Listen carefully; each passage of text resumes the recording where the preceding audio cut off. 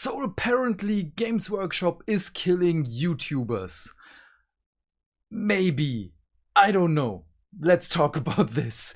Hello my beautiful hammerhead and welcome back to this unscripted video, because over the last 2 weeks I have watched several videos talking about how Games Workshop is killing YouTube, how Games Workshop is doing this and that.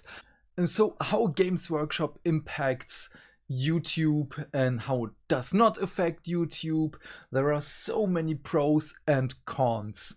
So I want to talk about this, because in all of these videos there is one thing I never heard, or maybe someone said it and I just haven't watched the video. Yes.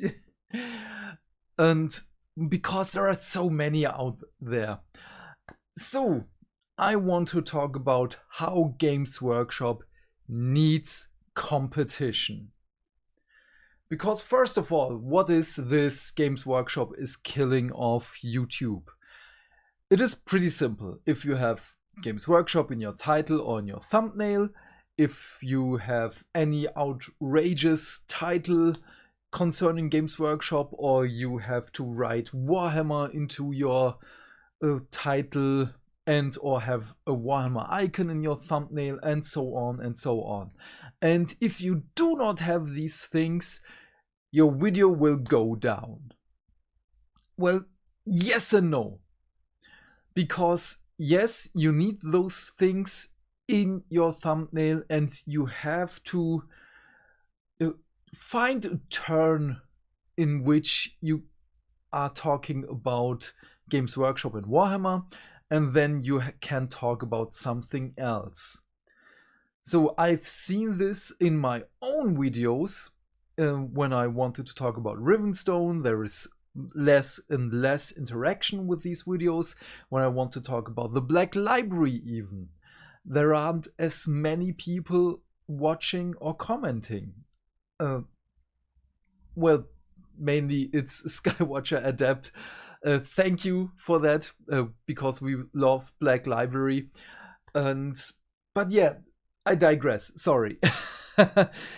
So the thing is, Games Workshop is in dire need of competition, not only because of the prices and that it is a luxury hobby.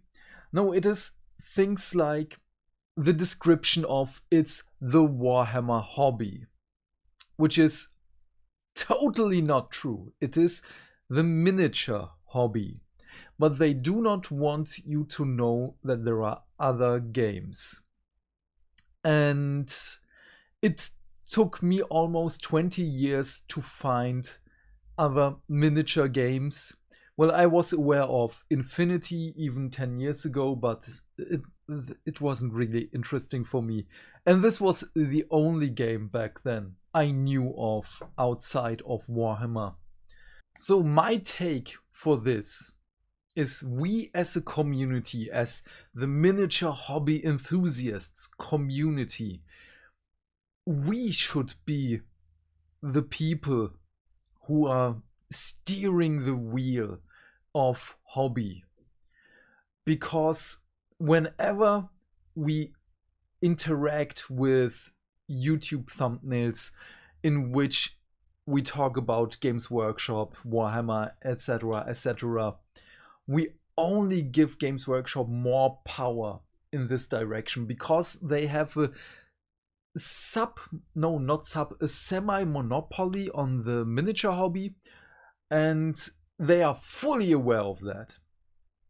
And this is kinda good, kinda bad, because with them on the top, we have such a broad spectrum in which people can come into the hobby, but at the same time, they don't want the new people, first of all, to play in their stores, because if Norbert the Noob is coming into the store, buying his, I don't know, Indomitus, Dominion box, Age of Darkness box, builds everything, he's not allowed to play there.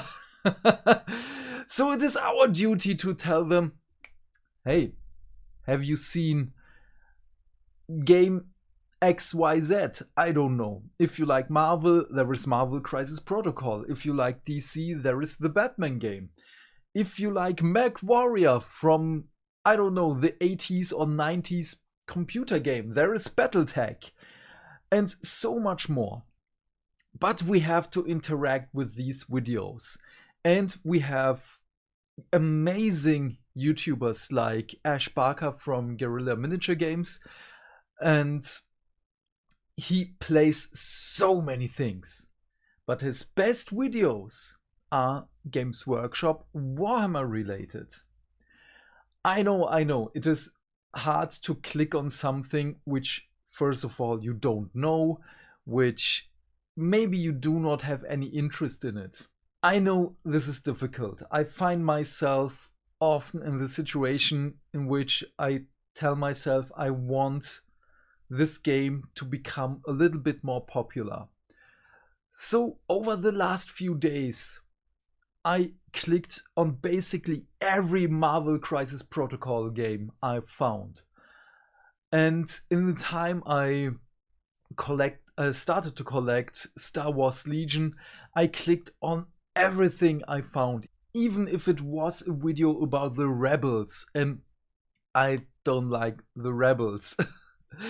Well, in the movies and in the lore I like them, but not as models. But yeah, I hope you kinda get what I want to say, because we have to broaden the spectrum of the hobby. It's not only Games Workshop and Warhammer, there is so much more.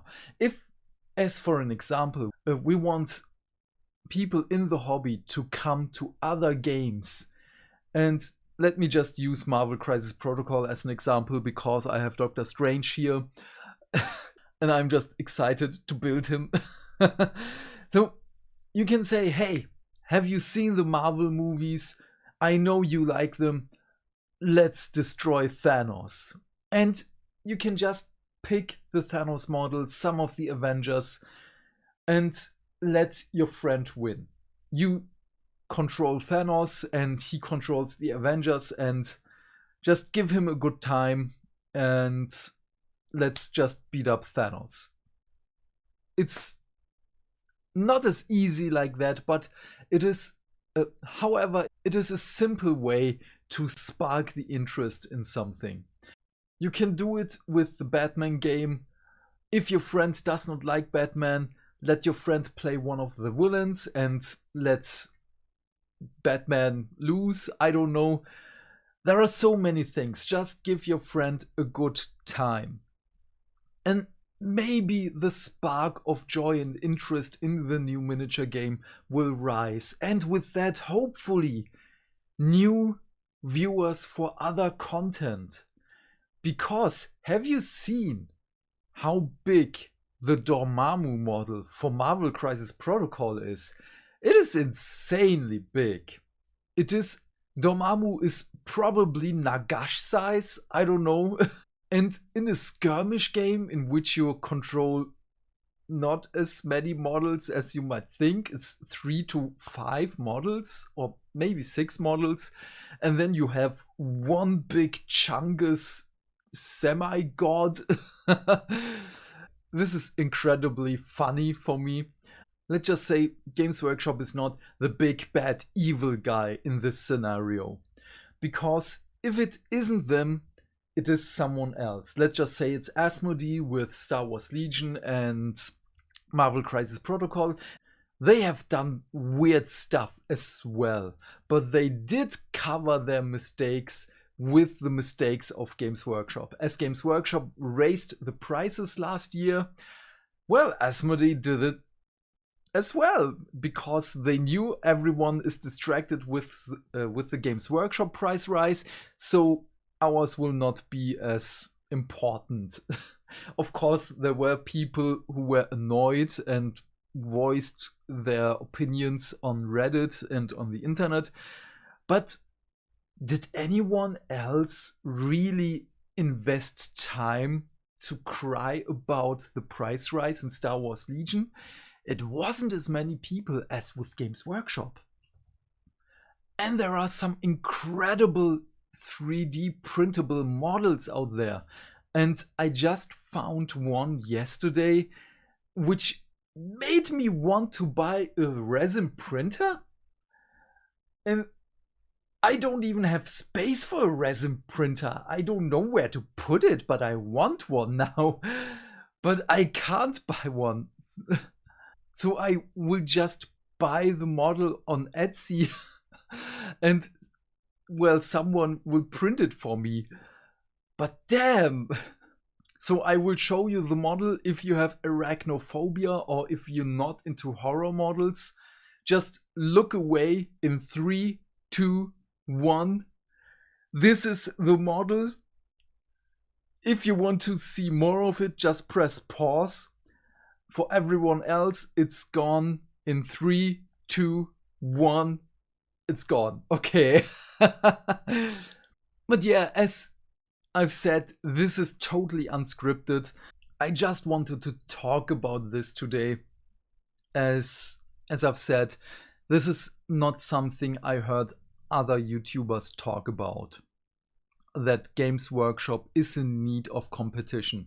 Because if there is a company with sweet models and amazing rules, and the community is trending into this direction, then Games Workshop has to say, oh, we have to be careful, we are losing people. How shall we explain this to the shareholders? This is where the fun begins. So I wanted to live stream the last few days, but it's just too hot to do anything. So as soon as the heat wave dissipates, we can talk more about this stuff. And if you have any thoughts and questions, please leave them in the comment section down below. I am keen to know what you have to say. And if you do not believe me with the Games Workshop in title and thumbnail, just look at the last video I posted. It is now at about 170 views, and the usual video I have is about 20 to 40. It just says it all. So as I've said, if you have anything else you want me to talk about, please leave your thoughts in the comment section down below. So have a great day, my friend. Stay fantastic. In this heat wave, stay hydrated, and I will see you in the next video. Bye!